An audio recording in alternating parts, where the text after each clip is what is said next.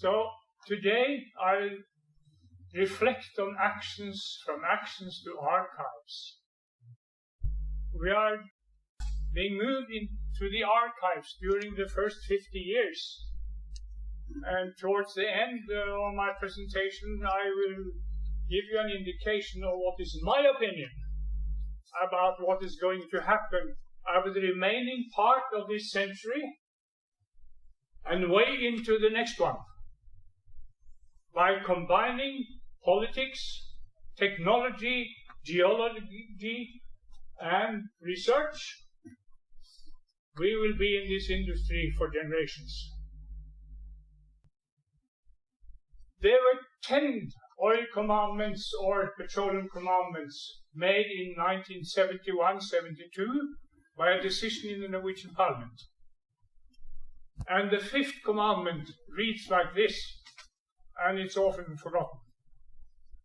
It says that the committee, the industrial committee, will support that flaring of exploitable gas on the Norwegian continental shelf must not be accepted except during brief periods of testing. No other petroleum nation globally has ever had such a commandment. And each time when we discuss climate and climate change and the attitude towards as clean production as possible, we should include this commandment. It's there, and it's going to be there forever. With these reflections, and with the sea as the background, what is it that we can say for certain after these 50 years, which we didn't know anything about 50 years ago?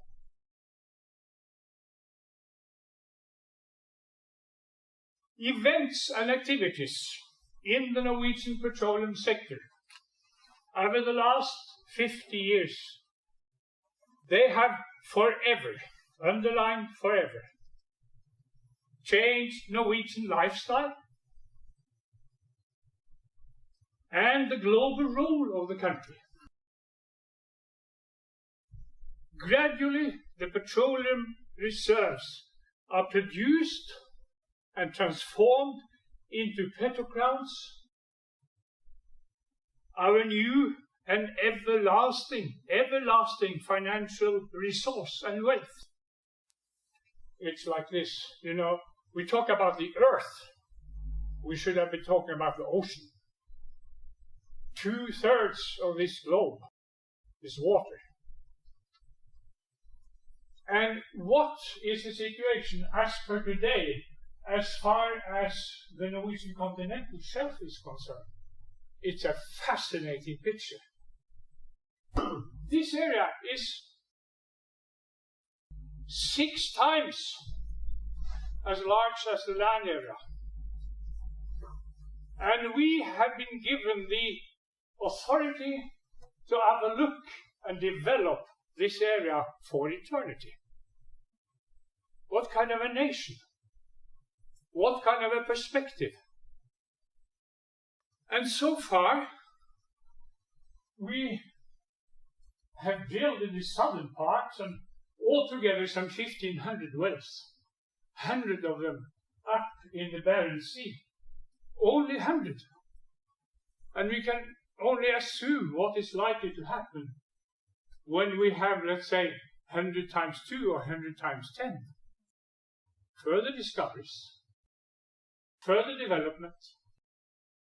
But the most important principle is that the right to these natural resources belongs to the state.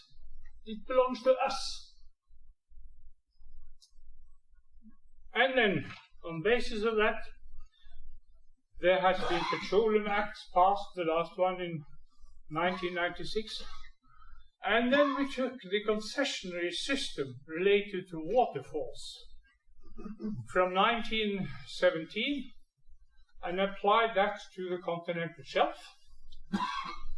That means that the ownership is never transferred. is the right to explore and develop, transport and use for limited time. Now then, between 1969, when Ekofisk was made, and 1972, Norwegian authorities decided to establish a state-owned company. I've always been for that, because I believe, and I know for certain, that national companies, they are more interested in the interest of the country than any other country's companies. Not that we should have them because we should have them because we should have competition.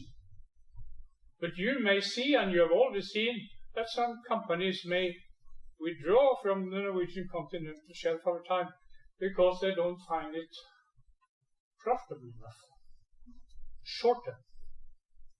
But medium and long term, in my opinion, it's going to be a most profitable and stable place where to be. Considerations for the environment has always been an integrated part of our petroleum activity. Emissions are regulated by the Petroleum Act, the CO2 Tax Act, and the Special Tax Act.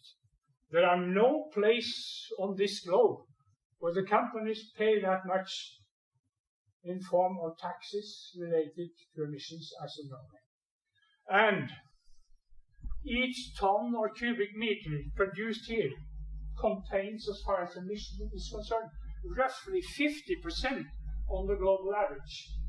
And each time when someone says, we have to sort of gradually phase out this activity, I say, no, thank you. If anything is going to be phased out, according to CO2 emissions, it ought to be in this country as the least relevant place and as the last country where one should stop producing oil and gas. That's my opinion. And it's going to be there to my dying day. Now then, by this description, I wanted to tell you about the perspectives. How, why, and in which manner did the Norwegian petroleum story evolve over these 50 years? And the speed at which the technical, economic, social, environmental, and political development has taken place within this industry has been exceptional. Nothing similar has ever before happened in Norwegian history. An important part of the work with these archives would be to build a collective memory that can give the future generations a good basis for relevant understanding of the facts. In July 1969, Neil Armstrong landed on the moon with the spaceship Apollo. And later that year, Phillips Petroleum Company discovered oil and gas on the Norwegian continental shelf. When Neil Armstrong stepped down on the surface of the moon, he said, citation, "That's one small step for man, one giant leap forward for mankind." When platform manager Ed Seaburn called Ed Crump in Stavanger a night in September 1969, he said, citation, "Please be seated." The answer from Crump was, "I'm already sitting."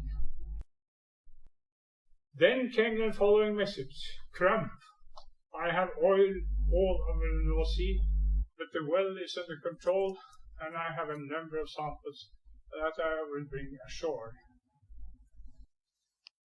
To Norway, however, it was the start of an exceptional development that has led to an eternal wealth of more than 7,000 billion Norwegian kroner in the petroleum fund as per day. If you take 5 million like we have, if you take 7 divided by 5, that's 1.4.